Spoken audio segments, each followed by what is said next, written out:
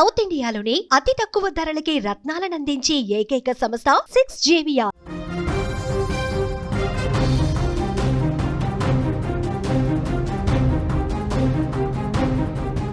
నెల్లూరులో ప్రేమోన్మాది ఘాతుకం. ప్రియురాల్ని చంపేశాడు ప్రియుడు. పుట్టినరోజు నాడే యువతి దారుణ హత్య. మృతదేహాన్ని మెట్లపైనే వదిలేసిన వైనం అక్కడ కనిపిస్తుంది. హత్య చేసి ఆమె చెల్లికి ఫోన్ చేశాడు నిఖిల్.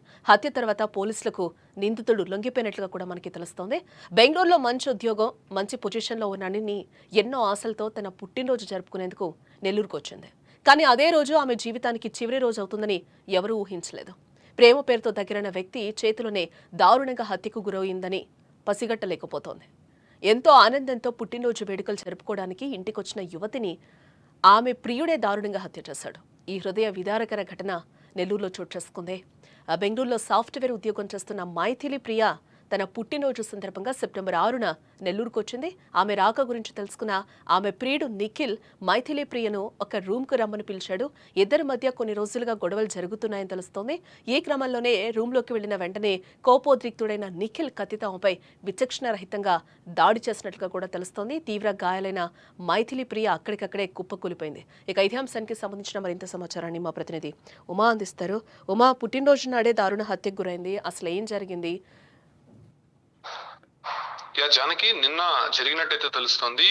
మైథిలి ప్రియ బి.ఫార్మసీ కంప్లీట్ చేసి బెంగళూరులో ఉద్యోగం చేస్తోంది. అయితే ఈ నెల 3వ తారీఖున నెల్లూరుకు వచ్చింది. ఆమె పుట్టినరోజు 6వ తారీఖున ఉండడంతో ఫ్రెండ్స్ తో కలిసి, అంటే కాలేజీలో చదువుకున్నటువంటి ఫ్రెండ్స్ తో కలిసి సెలబ్రేషన్స్ చేసుకోవాలని నెల్లూరుకు వచ్చింది. కుటుంబ సభ్యులతో కూడా కొంతసేపు గడిపిన తర్వాత తన ఫ్రెండ్ రూమ్ కు వచ్చింది. ఫ్రెండ్ రూమ్ లోనే ఉంటున్నటువంటి మైథిలి ప్రియను నిఖిల్ ఐడెంటిఫై చేశాడు. అయితే నిఖిల్ కి మైథిలి ప్రియకి బి.ఫార్మసీ ఫస్ట్ ఇయర్ నుంచి కూడా కొంత పరిచయం ఉంది.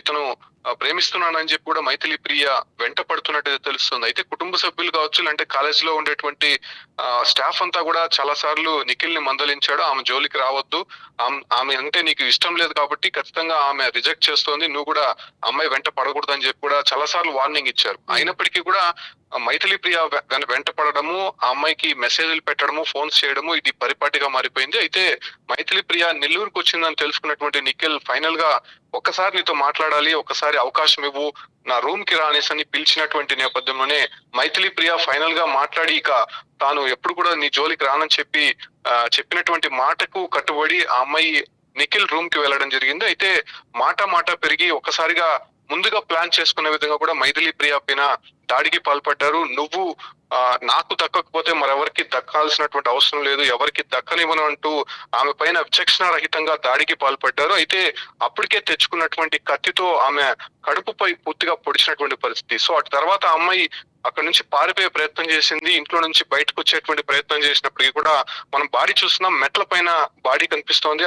మెట్ల పైనే ఆమెని కత్తితో పొడిచినటువంటి పరిస్థితి. ఆ అమ్మాయి అక్కడే స్పృహ పడిపోయి పూర్తిగా కూడా రక్తస్రావం అయ్యి చనిపోయినటువంటి పరిస్థితి. ఆ తర్వాత ఏదైతే మైథిలి ప్రియ సోదరి సాహితికి కాల్ చేసి మీ సిస్టర్ ఇక్కడికి వచ్చింది, మాకు గొడవలు జరిగాయి, ఆ అమ్మాయి శ్రోతపి పడిపోయింది, మీరు వెళ్ళి చూసుకోండి అని చెప్పి ఆమెకి ఫోన్ చేయడము, అదే రకంగానే 108 కూడా ఫోన్ చేసి ఇక్కడ ఒక అమ్మాయి ఇంజూరీ అయిందని చెప్పి చెప్పడం. సో ఇవన్నీ చెప్పిన తర్వాత మళ్ళీ పోలీస్ స్టేషన్ కి వెళ్ళి కూడా అతను లొంగిపోయినట్టు తెలుస్తోంది. దుర్గమిట్ట పోలీస్ స్టేషన్ కి వెళ్ళి తాను ఒక అమ్మాయి పైన దాడి చేశానని చెప్పి లొంగిపోవడం జరిగింది. అయితే వెంటనే పోలీసులు ఆ ప్రాంతానికి వచ్చారు. నెల్లూరులో ఉన్నటువంటి కరెంట్ ఆఫీస్ సెంటర్ లోనే నిఖిల్ ఒక రూమ్ లో ఉంటున్నారు. ఆ రూమ్ దగ్గరకు వెళ్ళి చూస్తే అప్పటికే మైథిలి ప్రియ చనిపోయినట్టయితే తెలుస్తోంది. అయితే అక్కడి నుంచి కూడా పోస్ట్ మార్టం నిమిత్తం ప్రభుత్వ ఆసుపత్రికి తరలించారు. అయితే వాళ్ళ కుటుంబ సభ్యులంతా కూడా కన్నీరు విన్నీరుగా విలిపిస్తున్నారు. ఇప్పటికే బి.ఫార్మసీ పూర్తి చేసి బెంగళూరులో ఉద్యోగం చేసుకుంటూ అటు కుటుంబ సభ్యుల్ని కొంత ఫైనాన్షియల్ గా సపోర్ట్ గా ఉన్నటువంటి మైథిలి ప్రియ పైన ఇలాంటి ప్రేమోన్మాది దాడి చేయడము, అదే రకంగానే అతి దారుణంగా రూమ్ కి పిలిచి చంపడం ఒకంత వాళ్ళంతా కూడా కలిచివేస్తుంది. కుటుంబ సభ్యులంతా కూడా కఠినంగా శిక్షించాలని చెప్పి కూడా డిమాండ్ వినిపిస్తున్నారు. మొదటి సంవత్సరం నుంచి కూడా అతనికి వార్నింగ్ ఇస్తూనే ఉన్నాము, మైథిలి ప్రియ జోలికి రావద్దు, అమ్మాయికి నువ్వంటే ఇష్టం లేదని చెప్తున్నప్పటికీ కూడా అనేక సందర్భాల్లో అమ్మాయిని ఇబ్బంది పెట్టే ప్రయత్నం చేస్తున్నాడని కూడా చెప్తున్నారు.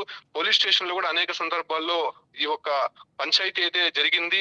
ఆ పోలీసులు కూడా వార్నింగ్ ఇచ్చే ప్రయత్నం చేసినప్పటికీ కూడా ఆ ఒక్క నిఖిల్ అనేది ప్రేమ మత్తులో ఆ అమ్మాయి మరెవరికి దక్కకూడదనేటువంటి ఒక ఆలోచనతో ఇలాంటి ఘాతుకం పాల్పడడం పైన అటు నెల్లూరు వ్యాప్తంగా కూడా కొంత సంచలనంగా మారినటువంటి నేపథ్యంలోనే అటు మైథిలి ప్రియ ఆ కుటుంబ సభ్యులు కూడా వాళ్ళ ఏదైతే మైథిలి ప్రియకు సంబంధించినటువంటి ఐస్ కూడా వేరే హాస్పిటల్ కి డొనేట్ చేసినటువంటి పరిస్థితి అయితే కనిపిస్తుంది. ప్రస్తుతం నిఖిల్ ని అదుపులోకి తీసుకొని విచారిస్తున్నారు. నిఖిల్ ఒక్కడే ఈ యొక్క మర్డర్ కి ప్లాన్ చేశాడా, లేకపోతే ఎవరైనా ఫ్రెండ్స్ కూడా సపోర్ట్ చేశారా అనే దానిపైన కూడా పోలీసులు ఇన్వెస్టిగేషన్ చేస్తున్నారు. చానకి రైట్ ఉమా.